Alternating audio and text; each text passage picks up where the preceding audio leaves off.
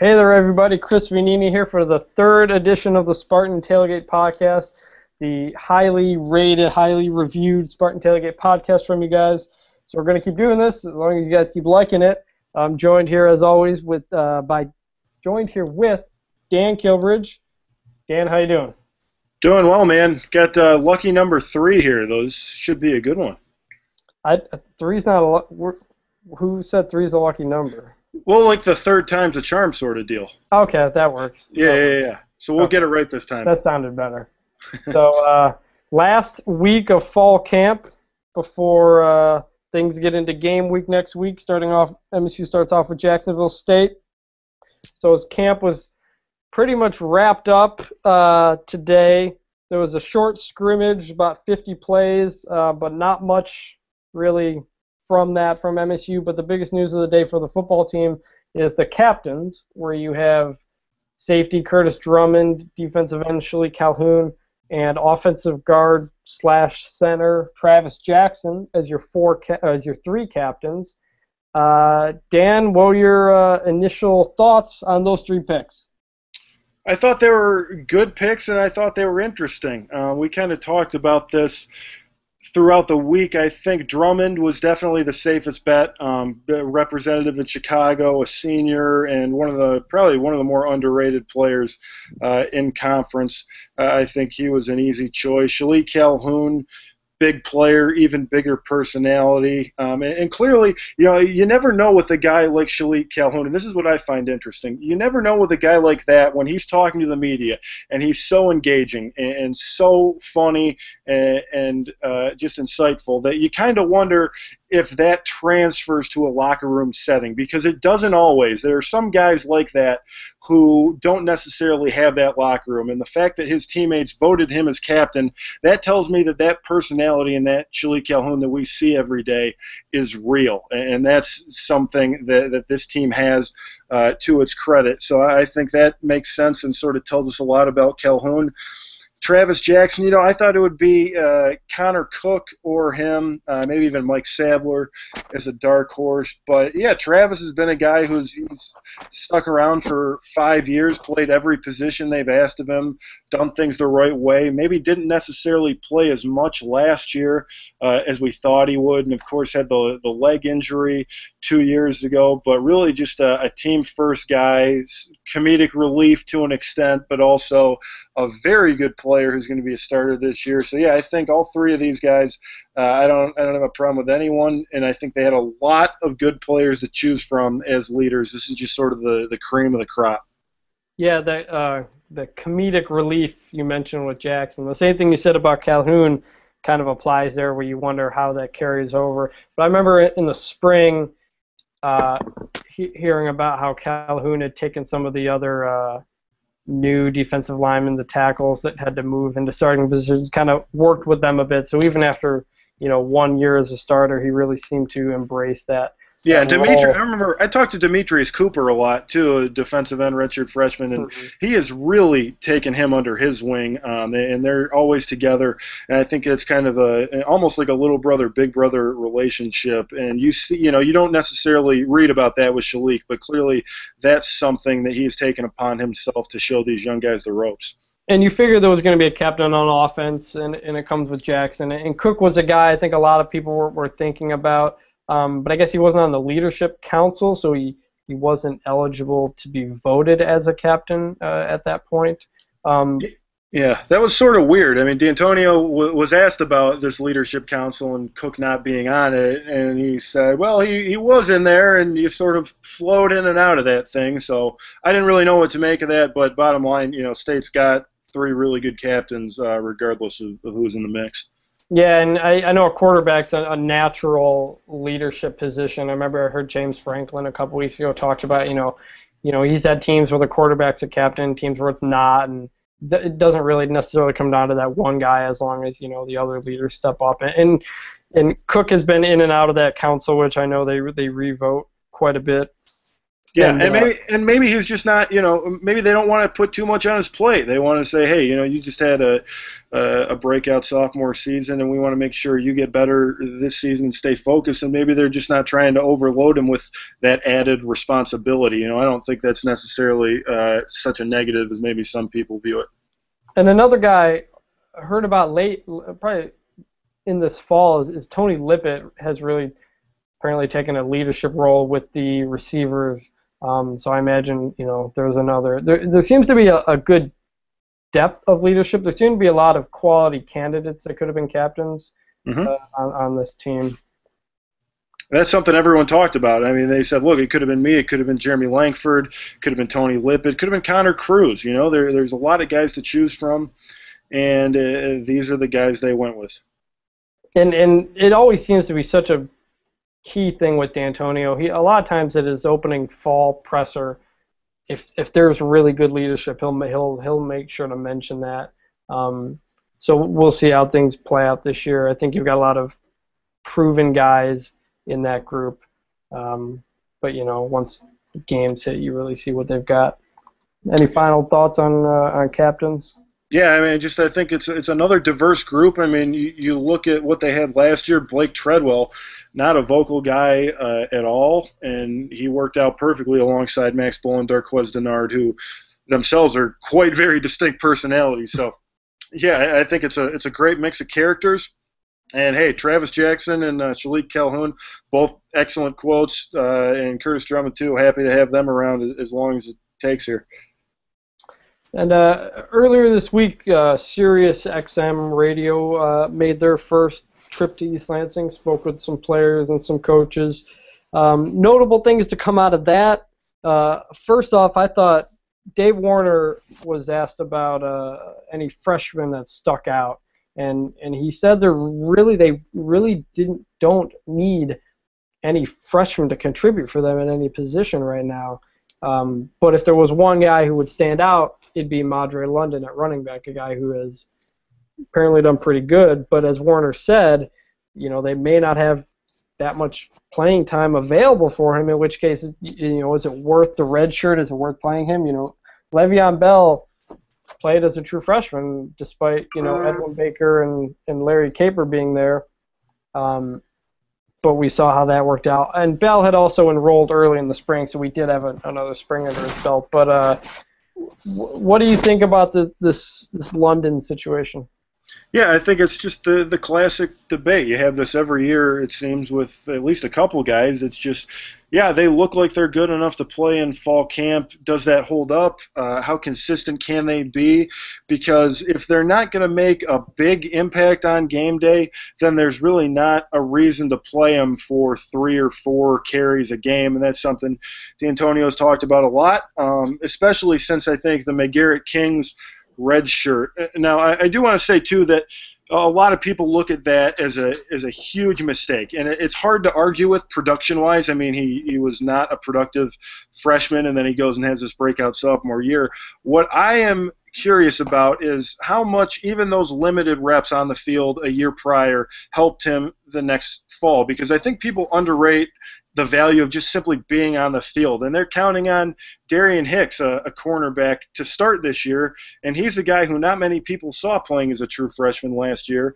Didn't necessarily take a ton of snaps, but he got in there some. And I really think, we saw the same thing with Max Bola as a freshman. I really think no matter how many snaps you get as a freshman, they're all important. And sometimes it's just better to get your feet wet. Now, with London, they graduate 2 seniors at running back with Langford and Hill next year, but you've also got Delton Williams and Gerald Holmes in the reserve. So it's not as if they're looking at him and saying, hey, we need him to be the starter next year. So in that sense, I really think he's got to prove that he can pass block and he can do the little things, because clearly they like what he can do with the ball, and maybe we'll see him this fall, maybe we won't. Just kind of depends on how good he turns out to be. Yeah, I think if he does play, special teams is another spot where you might see him maybe on the kickoff team, or probably not in the return game, but you never know.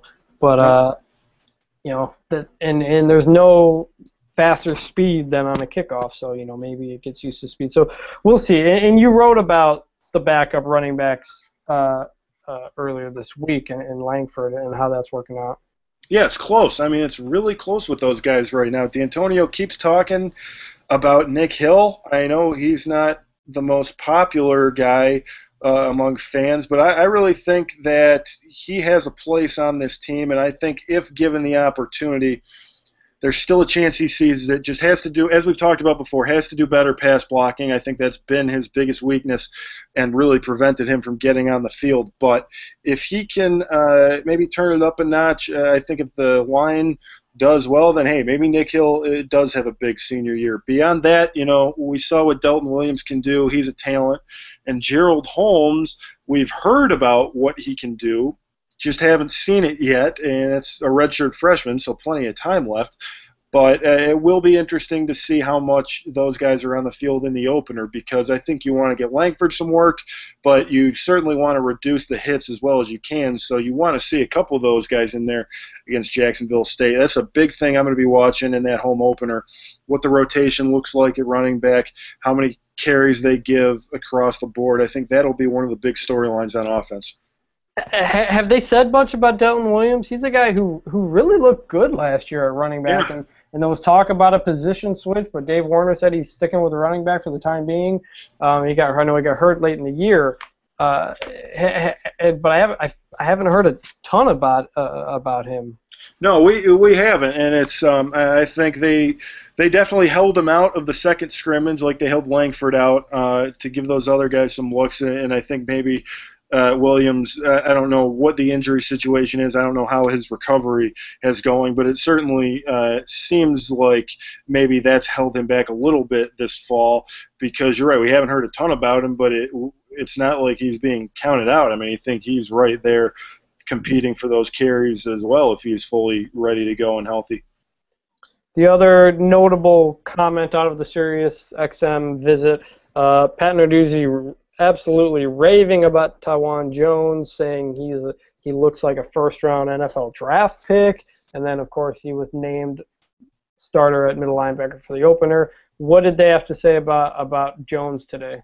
Seems like Narduzzi really had it up in the air at the beginning of camp, and now he's completely on board with Jones. They did. No one at Media Day, so 3 weeks ago now, which Shalik Calhoun said it feels like they've been in camp for 5 years, but it's only been 21 days. And 3 weeks ago, Narduzzi and Tressel didn't exactly want to commit on Jones there. I mean, they said, hey, we're going to try him there, and we're going to give him the opportunity to win that job. But it seemed to me like they might have had a quick trigger finger. If things weren't going well early, I do think they would have put Darian Harris in there in the middle, because he knows as much about the system as anyone, and he's very adequate at the middle linebacker spot from what I understand. And I think if Jones hadn't done what they wanted, they would have put Harris in there much earlier. So the fact that Taiwan Jones pretty much led this thing wire to wire, Darian Harris took all his snaps at star linebacker, as far as I understand it, and I think that's significant and probably the biggest storyline right now in fall camp, because going into it, my biggest question was, well, how are they going to replace Max Bola on defense in that middle linebacker spot? And throughout camp, it's been, well, Tawan's been good. Few things we'd like to see better. I assume those are adjustments and things like that, recognition of the offense, getting the defensive lineman in the correct gap. But for D'Antonio to come out and say today that Tawan's the starting linebacker for Jacksonville State, considering they have so many other options there, I think that's probably the biggest story to come out of fall camp so far. So do you think they're set with a starting 3 linebackers of Jones, Harris, and Davis? No. Well, no, not set. Like I would consider the secondary set with Hicks, Waynes, Williamson, and Drummond. I think that's going to be pretty much the starting lineup we see all year. Linebacker, yes. I think right now the first string opening day will be Taiwan Jones, Darian Harris, and Ed Davis over at the money linebacker. But we've heard great things about John Reschke as a backup at the mic. It seems like Mylon Hicks might have something to add in sort of that Jarius Jones type role that we saw briefly last season before he got hurt. And you've also got Riley Bulla, who has been, quite frankly, doing an excellent job, according to Mike Tressel. It really brings something to the table and has pushed for a starting job. So I think the starting lineup is sort of set for that week one. But in terms of the two deep and who's where, you hear about a lot of the time guys will say, well, nothing's ever settled on the depth chart. You go week to week to defend your position. Now, is that true for Connor Cook? No, the guy's the quarterback. But when you look at a situation like the three linebackers, yeah, I think that's in flux every week, and that's going to be a position battle to watch early in these first couple of games. But right now, yeah, they've got their lineup set on paper for the opener. And you mentioned the secondary set. Darian Hicks has that other cornerback spot locked down. But Monte Nicholson's a guy who he was talked about on both sides of the ball. Then it kind of seemed like he's sticking with defense. What's the latest on you think where he's at right now? I think this is kind of the time where you determine if you're going to redshirt a guy. Yeah, it is, and it's with Nicholson. I think it's sort of similar to the Madre London situation. Look, this guy's really talented. Is he capable of playing for us? Yeah. Is he capable of doing the right thing consistently on every single down? No. So you kind of weigh that talent. How much do you want to develop him, and how much do you want to see what he can do as a freshman? I think 2 weeks ago I really thought they were going to play him. This week I'm less confident. I'd say it's almost a coin flip right now. I talked to Narduzzi for a while on Monday, and he told me that he wanted to play cornerback. That's something he wanted to do. So they moved him to cornerback. Had a few injuries at safety and moved him back there, but Narduzzi said, well, we did what he wanted to do, and then we did what we wanted to do. So that's them saying, hey, we think you're a safety, but they're going to let you get a look at corner too, because I think he has a talent to play there. But I asked Narduzzi if he was going to play, quite frankly, and he just said, we'll see. So I don't know. That's going to be interesting. Yeah, I know you got Cox there, who, by all accounts, has always looked really good, but just hasn't been able to get in there. I think he's going to be taking that nickel spot on the third down passing downs. You would think. Yeah, so that and credit to R.J. Williamson for keeping that spot, because I think a lot of people assumed Cox would fall into that role, but Williamson held on to it. Yeah, he's been really good, and Williamson's been solid ever since they played him. There's just and you look at Demetrius Cox, and physically, when you watch him on the practice field, I mean, he looks like a starter, and quite frankly, a starter who could play in the NFL. I mean, just physically, he looks like one of those guys in terms of his size and speed. But he's got a lot of competition. There just aren't spots right now. I mean, he's not going to beat out Williamson and Drummond. So, yeah, I think he's a safe bet as that nickel guy. And it's a weird situation when you've got guys physically that look like that on the bench, but that's where Mark D'Antonio has gotten this team in terms of depth. And I think Cox is a perfect example of guys on the bench that would have been starters, 5 or 6 years ago. Yeah, even more recently than that. Yeah, I mean, and credit to the staff for developing guys, because he was a late commit a few years ago, and it was a huge coup to get him out of Pennsylvania, because MSU back then didn't get many guys out of Pennsylvania. So, but that's the reality that the MSU defense, and especially the defensive backfield, has become, where you're going to have to fight a lot of good players for your spot there. And you want to get those guys that want to compete. I mean, some guys maybe would have been frustrated by now and looked to transfer or something, but you want those guys that want to come in and compete for playing time, and I think that's what D'Antonio sells, really. And up front on the line, I've got a story on Marcus Rush going up Friday, or if it's Friday, you're probably reading this.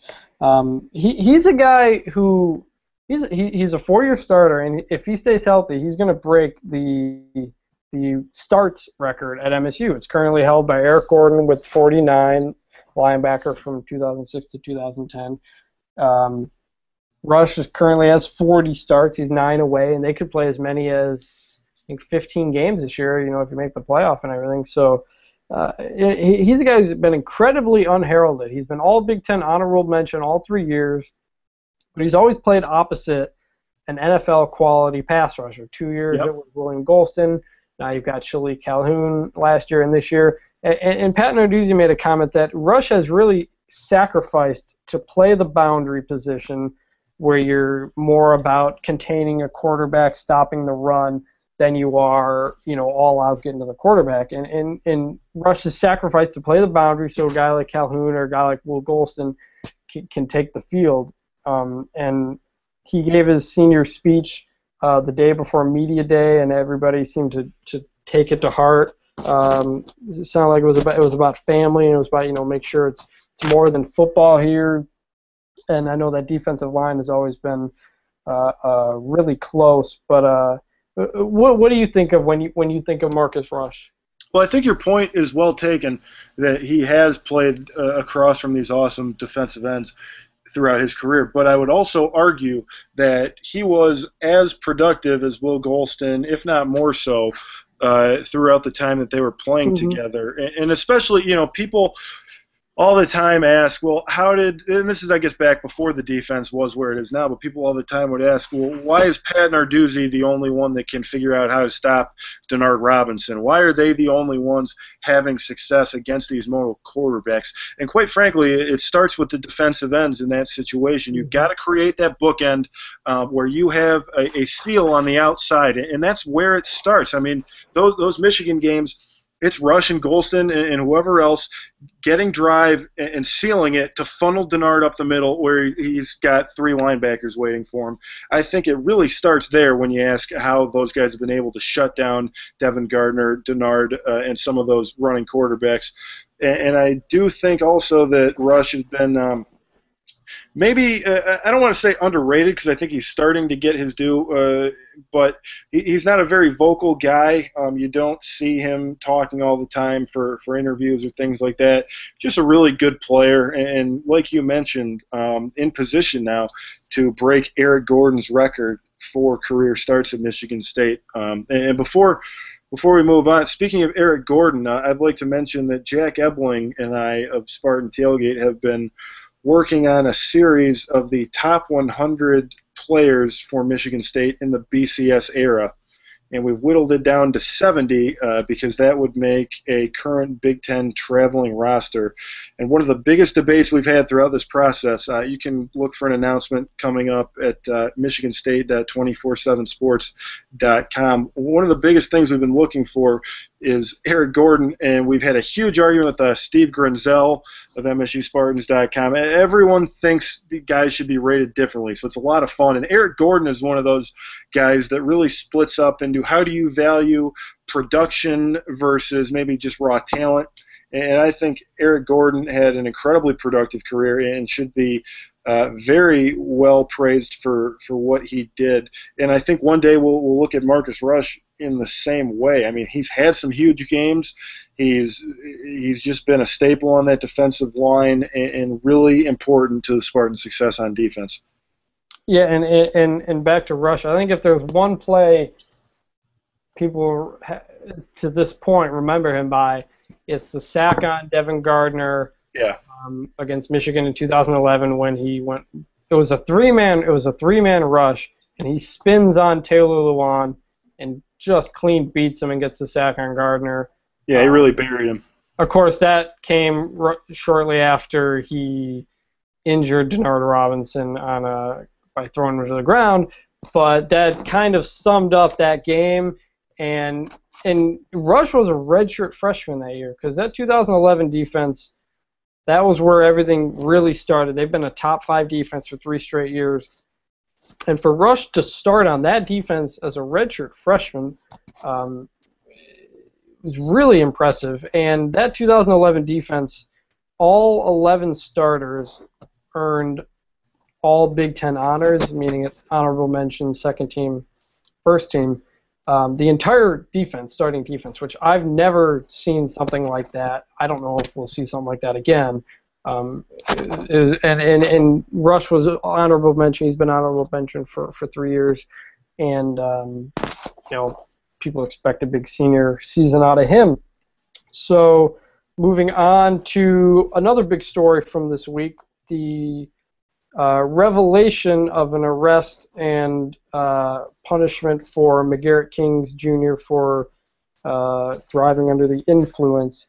From what I read, the MSU said the punishment has already been handed out. Do you think Kings will miss any time? I don't know. It's an interesting question. I kind of think that if he would have, I would think D'Antonio would have said something by now. From my understanding, he's expecting to play. I don't know if the fact that this story is public now changes that. And you look at the report, the number that, what sticks out is the .17. I mean, that's not having some bad luck at a TGI Fridays after a couple drinks at dinner. That's pretty serious. But we don't know what Macgarrett Kings did this summer. I mean, I can't imagine he was out at the pool every day sipping daiquiris. That had to be a really tough couple months for him with Ken Manny and D'Antonio, and they're still on him. He's still, once something happens to you in this program, he's kind of all eyes on you for a long time while you're trying to build that trust again. And is it enough? I mean, I don't know. Does it seem like something else will happen? Who knows? It's just, I guess I don't know what he went through this summer. But it certainly seems like something that, people have strong opinions on either way. I mean, I was surprised on the message board reaction, to be honest with you, that a lot of people said, hey, this guy should miss some games. I don't know, you don't see that all the time where it's sort of a civil discussion on what would be the appropriate punishment for this. Now, of course, D'Antonio is not going to make his decision based off message board posters, but it was interesting to see the public reaction, I guess. Yeah, I know D'Antonio for a while early in his tenure didn't exactly have the best reputation when it came to punishing players, but I think everything kind of came to a head after Rather Hall in 2009, and you've really seen the program cleaned up since then. There have been a few incidents, but nothing. And people, the thing is, people in today's day and age, people want blood. They want to see these punishments and what they are. And so if a guy gets suspended for 4, 5, 6 games, whatever it may be, then that's out in the public. But we don't know how these guys are punished away from the field. I think a lot of times that could send a stronger message than just missing a game or two. I mean, is D'Antonio? Look at D'Antonio compared to some other guys around the country as head coaches. I wouldn't want to make D'Antonio mad as a player. I think that he'd kind of give you that look that maybe not every coach in the country has, because he has so much respect in that locker room. Well, go ahead. Yeah, I just don't know what Kings has been through, and there's no right or wrong answer as to what's a suitable punishment. They're all individual cases, and I don't know. It's weird. It's still, I have trouble figuring out those types of things and thinking about what punishment fits the crime. I guess we just don't really know. And every team is really different. Steve Spurrier used to joke that he liked opening the season with Georgia because you could always count on a few Georgia players being suspended.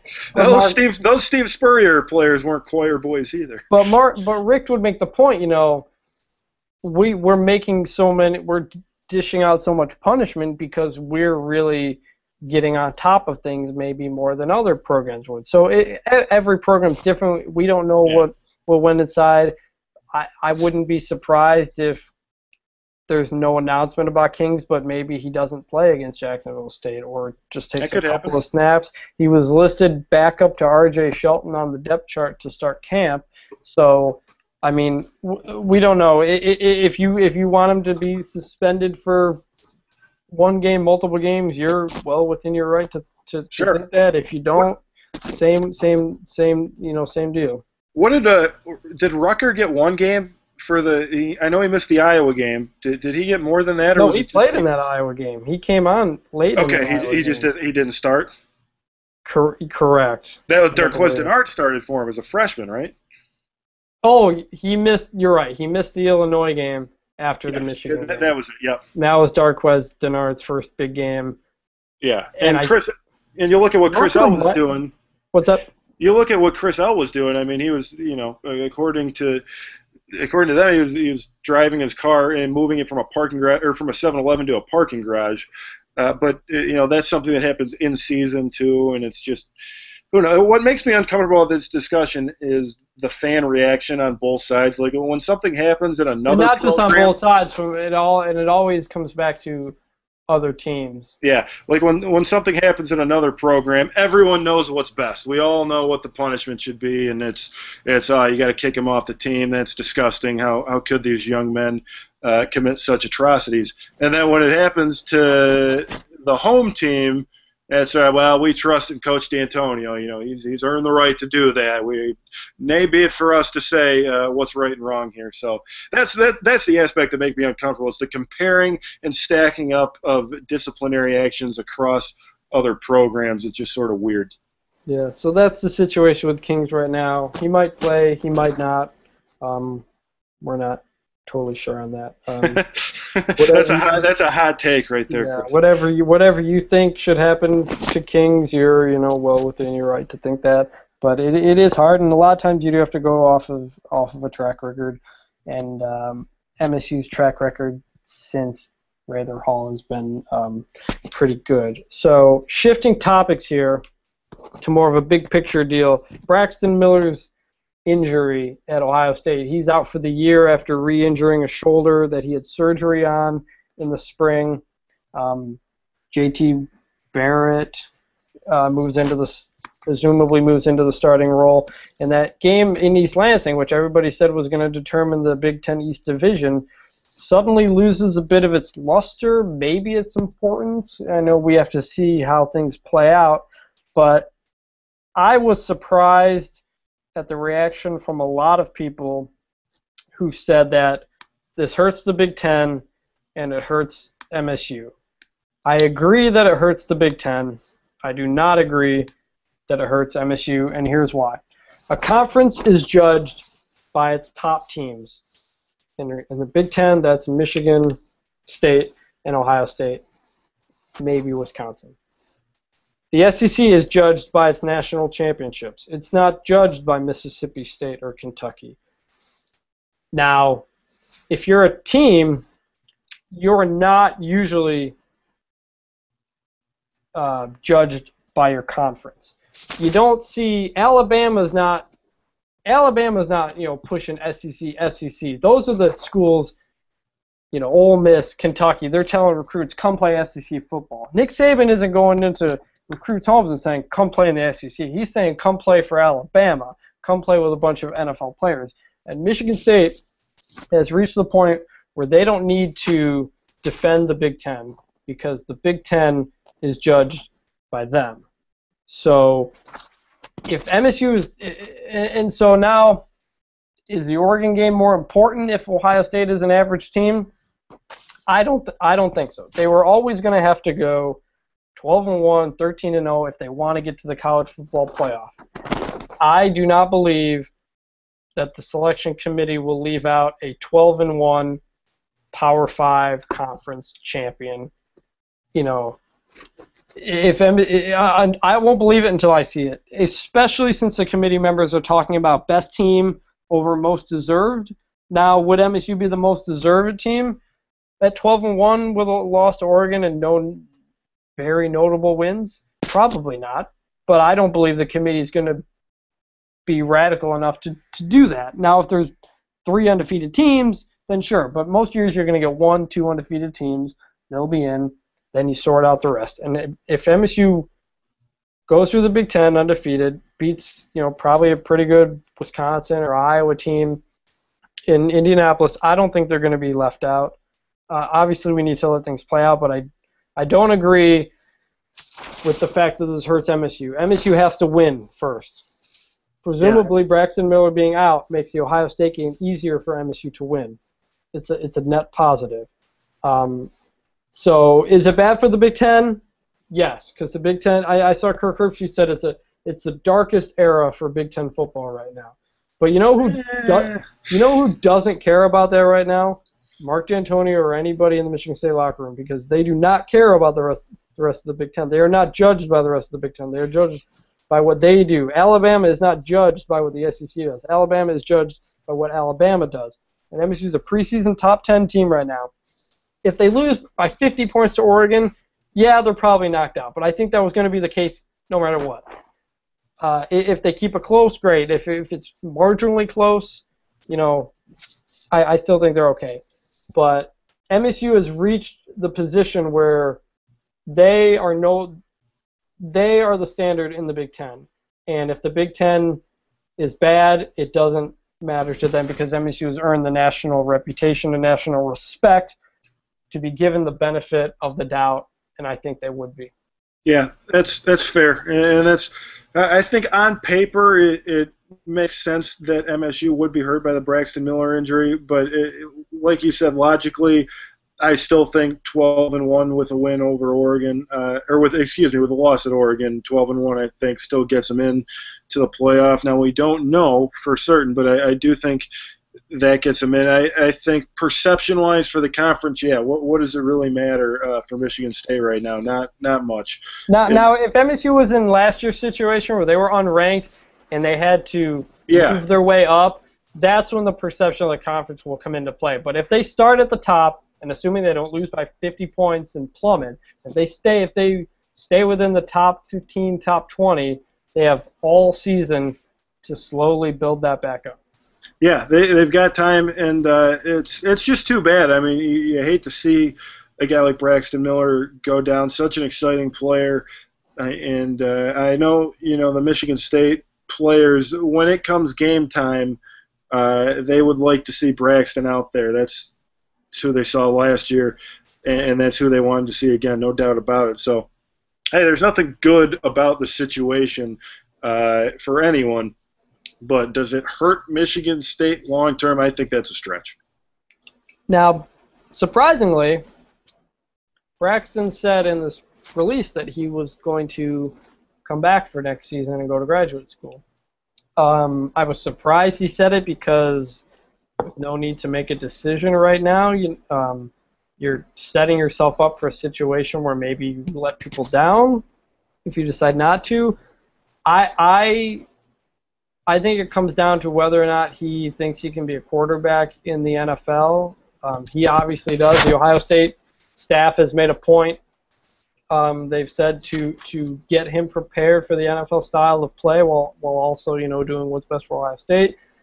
And we can talk about that style of quarterback, but Urban Meyer is quick to point out that he has 2 first-round draft picks in Alex Smith and Tim Tebow. Now, say what you will about Tim Tebow, flaming out in the NFL, he still got drafted in the first round. Now, Miller's not going to be a first-round pick, I don't think. But if he wants, especially with a shoulder injury, if he wants to be a quarterback, coming back's probably the right move because he has a lot to prove there. I seriously doubt he'll have the ability to play quarterback in the NFL, in which case it might be in his best interest to leave after the season. What do you think he's going to do? Well, I think the release is sort of irrelevant. It's not like someone shoved a microphone in front of Braxton's face and then. No, I think that makes it even more so because it wasn't a heat of the moment comment. Well, but no. I think that's crafted. I think that's crafted that way to say, hey, Ohio State fans are feeling pretty down right now. We'll just, we're not making any promises here. We're just saying the plan is to come back, and I don't think it necessarily means anything. I don't either, but I think it's a surprising situation to put yourself in because you're going to have a lot of people assuming he is coming back. Well, yeah, but I mean, Tom Izzo said he was going to shave his head. Oh yeah. It just doesn't. There's so many things like that you see in sports where it's but circumstances change and that's fine. My question is, okay, so let's say he does come back. What if Barrett just lights it up? I mean, what if he is a great quarterback, leads them to the title game?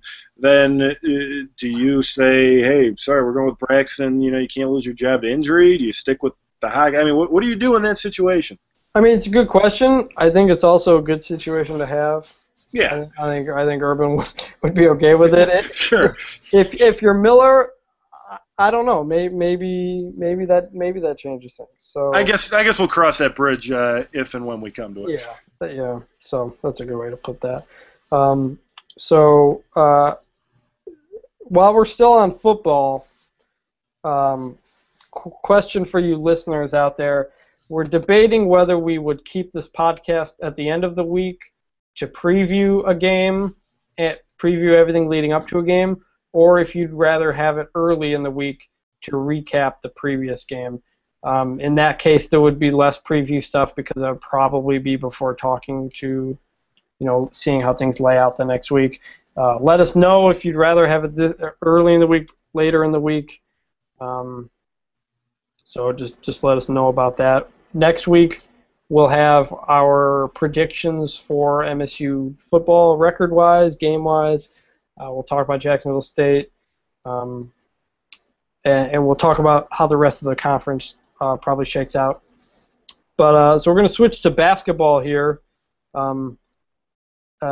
Big news basketball-wise: Bryn Forbes granted immediate eligibility to play for MSU for the 2014-15 season. The former Lansing Sexton player and teammate of Denzel Valentine. He's quite the shooter, and that expects to be his biggest contribution with the loss of Kaminsky. And it becomes especially big for MSU when you realize just how many people they've lost from last year. You got Appling, Payne graduating, Harris early for the NBA, Russell Bird leaving for the Masters College, Kenny Kaminsky being kicked off the team, and Dan Chapman. He was end of the bench, but he had a scholarship. It's a scholarship that's player. Killer. You're losing. So how big was that for MSU to get Forbes' eligibility? I think we'll see. We'll see how big it was. But in terms of bringing a shooter that they so desperately needed with Harris gone and Kaminsky gone, that's big, because if there's one thing Bryn Forbes can do, I mean, the kid can shoot the lights out. I've watched him a lot in high school. Sort of followed him at Cleveland State as much as you can follow Cleveland State in this day and age. And I think he's been a really good player. The biggest question mark that he's going to have to face, and stop me if you've heard this before, but he's going to have to play defense to get time under Izzo. And so we'll see about his on-ball defense. I think that's kind of question mark number one for him. But the kid's got some decent handles. He's developed more as an all-around player as he's grown up. And right now, just a dynamic shooter. And also the only, the last missing piece to the Denzel Valentine triple-double. The two played together in high school. They've been playing. I was talking to Denzel Valentine's dad, Carlton, the other night, the coach over at Sexton, who coached Forbes in high school. And he's telling me, not only have these guys known each other since they were 7 years old, not only have they played basketball together, they grew up playing football together. Denzel was the quarterback, Bryn was the receiver. So they just have an unbelievable chemistry on the court. I remember talking to Denzel his freshman year coming into state, and when he was talking about leaving Bryn, it was like he was losing a brother. I mean, those guys they've got the type of connection where they know where the other is without even having to think or look. And so I think that's going to be really special to watch. And if nothing else, another three-point threat. So really a big, big development today. Do you think Forbes will be able to get into the starting lineup? Yeah. I mean, it's going to be him or Ellis. And Ellis is a potentially exciting scorer. He's shown flashes, but right now I think Forbes is the more college-ready guy. Well, college-ready because he's already played 2 years. Yeah. You can say he's got 2 years of eligibility left at MSU. And Ellis had a couple really noticeable games, but turnovers were an incredibly major issue for him last year. So you're figuring Trice, Valentine, Dawson, and Costello, you've got them in Penn, and then that last spot is probably a 2, and with Valentine at a 3, that's probably where Forbes fits in there, and off the bench you'll have Ellis. And that's where the freshmen will come in off. The freshmen are going to be, we'll see how deep Izzo goes. Obviously, he loves to play a lot of guys. He's going to have to, if he wants a deep bench, he's going to have to rely on on Clark and Bess and Lou Rawls. Yep. So I think how good Forbes will be, we don't know yet, but just simply having another body, a quality body to put in, I think was absolutely huge for MSU coming off of the Kaminsky news. Yep, no, I completely agree. He's a great piece to the puzzle, and it's going to be fun to watch. So we've covered all our topics here in this podcast. Now we've got some questions from you guys. We asked a few times for some questions for us to answer, and you gave us some. So I'll read a couple here off of Twitter and off of the thread, off of the Red Cedar message board. First one from Twitter from at Fryderoff, Jason Fry. Discuss why backup cornerbacks hardly ever see playing time in the base defense, even while second stringers are on the field at every other position. I'll start off with this. I think the biggest reason is because it's the single most important position on the defense, because you're always going to be in one-on-one coverage, and it's not that they don't trust other guys, but you have to be correct every single play.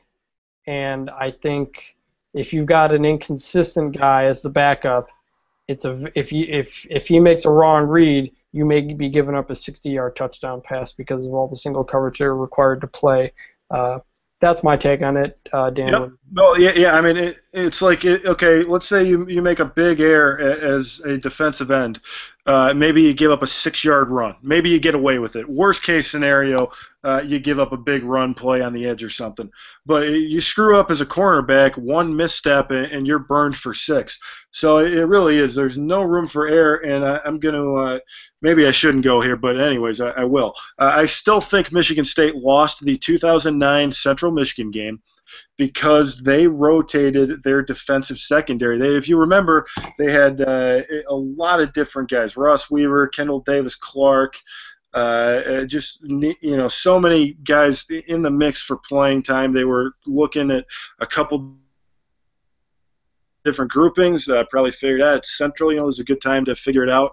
And Lefevre and Antonio Brown burned those guys in there. And I still think that's the reason they lost to Central. And I'm sorry to bring that up, but that's what I got.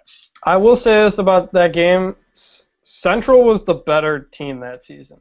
That was a very good team. They finished the season ranked number 25 in the country. And Dan Lefevre is starting in the CFL now. I think he got hurt recently. But oh, yeah. Antonio Brown's the NFL. That was a very good just a very good team. And that was, I think, Butch Jones. He was a coach, right? Now at Tennessee. So, sometimes stuff like that happens. The Minnesota 2009 game from Halloween was on TV. Wheel route! Oh man, that was where it started, the wheel route. Yes, I remember. I was in the Lansing State Journal sports office watching that game. That was the year I was covering the team, and that was the one game the Lansing State Journal didn't send me to with Rexroad. They didn't want to fly me to Minneapolis. Same with me at the State News. That was the one game I didn't cover. So I was sitting in the Lansing State Journal office wearing a Mike Ditka Halloween costume with a fake mustache and everything, watching that unfold. Man, what a game! Oh, Ditka, right. That brings up a topic we can finish this off with. It's a smooth transition. But, that Minnesota game was something. 500-something yards, 400 passing yards for Adam Weber. He averaged like 20-something yards of completion.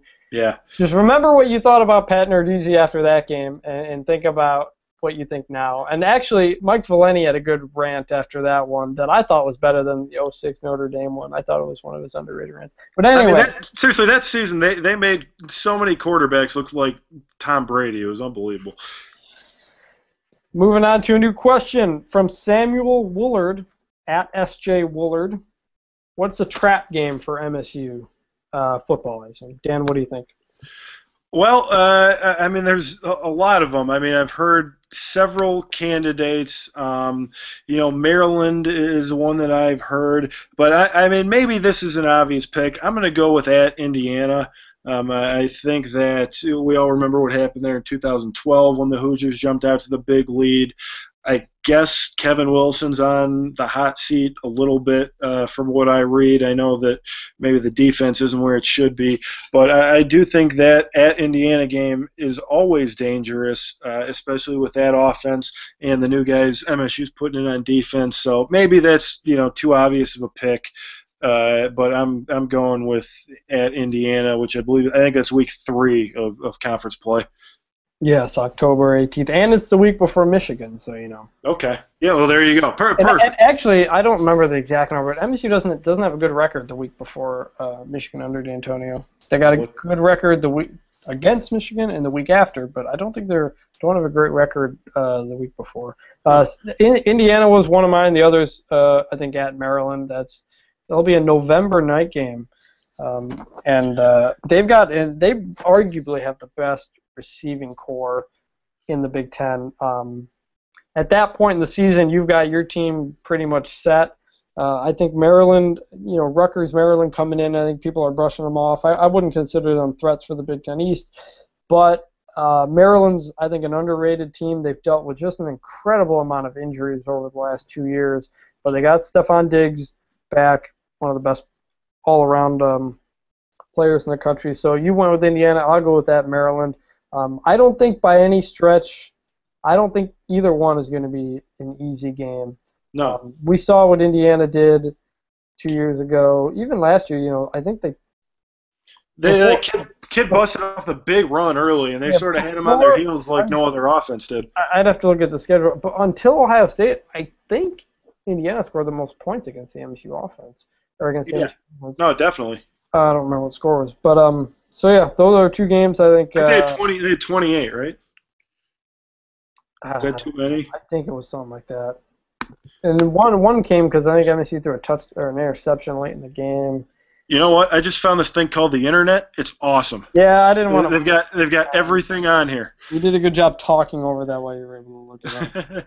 Yeah. So that Indiana game, Indiana hung 28 on them. So I was right. And then Nebraska also put 28 up on them. And Ohio State 24. So yeah, it was actually Indiana and Nebraska had the 2 highest point totals against them. Yeah. So, all right. Going to another question. Let's see. Do we lose our caller? I'm looking through these here. Let me go back. Thoughts on Craig Evans getting potential playing time? He's not been talked about much this fall camp. I'm gonna think he's if we haven't heard much about him, I'm gonna assume there's a reason why and guess he's gonna be redshirted. What do you think? Yeah, D'Antonio actually said today. He was asked which true freshman will play, and he's talking about the defensive line, and he says, well, Malik McDowell's probably in there, and, from everything we've heard since the day the kid stepped on campus, it's like, yeah, that guy's going to play. But the second name he said on the defensive line was Craig Evans, but it wasn't like he was ranking the guys. He was like, well, Malik Dowell, so Malik was clearly a guy that's going to play. And then after that, it was kind of like, well, you got Evans in there, and after that, Enoch Smith and David Beadle. And initially, I interpreted it as Craig and McDowell in the lead. Listening back to the tape, I don't think that's the case. I think it's sort of McDowell and then those 3 on a different tier. And, from everything I'd heard up to this point, I think Enoch Smith is maybe ahead of Craig Evans, comes out of a really good high school program. So it really wouldn't surprise me if Evans redshirted. I think he's probably going to do so, but you really I guess anything can happen. That question was from Gene at Lone Star V. Last question here. The hashtag talk about the implications from at jukebox_Romeo19. Hashtag talk about the implications of Brandon Clemens moving to the offensive line with Connor Cruz's injury. Clemens, who was a backup on the line, appears to be back on the offensive side of the ball. Did they talk about that at all this week? A little bit, yeah. And it's just, I asked Narduzzi about it, and one, that tells me that they do feel really good about those freshman defensive tackles they have on the interior, because you're willing to move an experienced guy like Clemens over. I mean, he did play some in the Rose Bowl at D tackle, but I think they liked what he was doing, and they just like what he can do as guard. And now I also think maybe Benny McGowan not quite where he needs to be if they're willing to move Clemens over into that guard role. Brian Allen also has the ability to play there. But, yeah, I think overall Clemens a really solid player. And Narduz even said he could go both ways. So, yeah, I think that's a good take on that. So, again, if you guys have any questions for us in the next podcast, let us know via Twitter or the threads. So that'll just about do it here, but I do have one off-topic topic, and since you brought up Ditka, it made me think of this. Johnny Manziel and the middle finger. What did you think? Did you think it was a big deal? Did you not? Because after I saw that, I saw a lot of pictures. There's a pretty famous picture of Ditka, I think, walking off the field and giving the middle finger. And it might have been to a photographer. I'm not sure. Yeah, but that's Mike Ditka's earned that right to flip the bird every once in a while, you know. And I think you and I disagree on this. I saw you talk about how, you know, these stories about Manziel get blown up and they're not that big of stories, which is true. But at a certain point, when all these things start to add up, it's like he's really not doing himself any favors.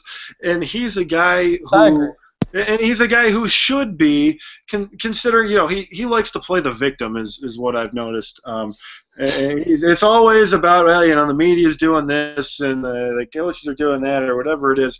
It's just I would just like this kid to take 1 ounce of responsibility and say, okay, maybe it is more important for me as a franchise quarterback to handle myself the way I should. And you've got to, like, seriously, you won the Heisman Trophy. You're this punk kid, and you don't think you're going to get razzed from the other bench every game? Are you kidding me?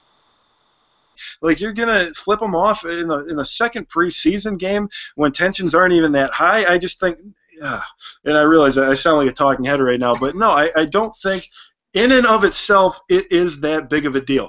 I just think this pattern of sort of this, F you guys, I'm going to do my own thing, I don't like it, and I don't think it works in the NFL, especially when you're a guy who doesn't have the size to necessarily hang in there in the pocket, play after play. I don't know. The guy just rubs me the wrong way. Well, with regards to not winning the starting job, at least, and losing it to Brian Hoyer, from what I've read, Manziel struggled very much with the playbook. He came from a system at Texas A&M that didn't use a hard copy playbook. A lot of it is, here's a play, draw it on your own, and you learn it. You learn the checks from the sideline and whatnot. So that is a very difficult transition for quarterbacks from those styles to get into the, you know, here's a thick playbook, you got to get it. From what I read, other Browns players had to help him at times in the huddle with the playbook. So when it comes to not winning the starting job, I think that overwhelmingly was the number one factor, because Brian Hoyer was far from impressive. Manziel wasn't, you know, that great either. Cleveland Plain Dealer wrote a surprisingly very harsh, I don't know if it was a column, if it was a story about Manziel, and Mary Kay Cabot, the beat writer, said he started losing the job when he was partying in the offseason and all the way up until the middle finger deal, which I thought was kind of harsh, and she specified that this wasn't from, you know, any team sources. So this is all her take, and, you know, she's a beat writer, so she knows the team better than me. But to me, I feel like not knowing the playbook is a whole hell of a lot bigger of a deal, especially in the NFL. But I think those two things are related, Chris. I really think. My point on that is he okay? Let's say he goes out. You know, that someone had a picture of him out at the bar at training camp when they had an off day or whatever. Is that one night of going out going to necessarily harm his studies? Maybe, you know, sure, he could spend 4 hours looking at the playbook and instead he decides to go out. Is that a big deal? No. But if you don't know the playbook and guys are having to help you in the huddle, perception is reality. So then you go back to the beginning of May and say, well, why were you doing this and taking care of business instead of going out and doing all these things? And not to mention posting them on Instagram and drawing attention to yourself, which, if I'm Johnny Manziel, I don't want anyone knowing where I am. I am off social media. I'm in some underground bunker in a smoke-filled room. I don't want anyone knowing where I am. Well, a lot of these were posted by other people. Even the head coach said early in camp, he was asked about the Swan deal, and he was like, the coaches, we went out the other day, and if people had been taking pictures, I'm sure it wouldn't have looked too great. And people recognize Manziel, but that does also fall on him. He has to know the situation that he's in. But at the same time, not many he came out of college after 3 years, a redshirt sophomore, so he's especially young for an NFL quarterback. And my biggest thing, back to the middle finger, was a lot of these analysts as former players ripping Manziel, saying, he's a grow up, it's a disgrace or whatever, when you know that all of these guys, whether it was in the pile, whether it was before, we had a million cameras everywhere, when they were on the field, they'd say shit to other guys, they'd grab body parts when you're under the pile. It happens in football. So I thought that was a bit hypocritical. I don't think Manziel, in closing, I think Manziel didn't earn the job because of the playbook. And the fact that Hoyer had to rehab a ton, I think, helped in that sense that he got used to a new coach because, he has to work out a lot more than other players because he has to come back from an injury, and so he's got this new system that he gets to work in. So certainly won't be the end of Manziel. I just don't. Whatever. Yeah. We'll I just don't think it's a good look. If you don't know the playbook, I don't think it's a good look to be doing all these things. And that's fair. I just really don't like that every part of it's him putting himself in the situation, part of it's the media culture that we're in now. But that's not going to stop. That's not going to stop at all. No, I know. Exactly. And that does. It's not like Mickey Mantle anymore. Where you can just go out on Broadway and just own the town and wake up after 4 hours of sleep. Imagine Mickey Mantle in today's world and how he's viewed. It's different, and he needs to learn, and that's true. But I do think a lot of these things that he's gotten flack for, I think a lot of other players do too. So. That'll wrap things up here. I forgot to mention at the beginning, but I hope you liked our music. Buddy at Dan's put that together. Dan, you want to give him a shout out? Yeah. I meant to say this at the top of the show, and I'm sorry I didn't. But my good buddy Ben Sandair put that together for us. Told him we wanted something, and he whipped it up right away. So thanks, Ben, and hopefully that added a little touch of class to the intro. And you only got the music if you listen to the audio version of this. If you're watching the YouTube, there's no music because adding it is just a pain in the button. It's not. It's science. But I know a lot of you wanted music, so you get your music. And I'd also like to point out real quick before we go that we're doing a 30-day free trial at 24/7 Sports for Spartan Tailgate. So if you're not a VIP member, now's a great time to get signed up with football season starting. We're doing a free 30-day trial, and you can access that at michiganstate.247sports.com. And with the fall games coming, we're going to have visits, a lot of the recruiting news. You won't find any more fact-filled piece than you will with the Red Cedar Rumblings. You're not going to find something like that anywhere else.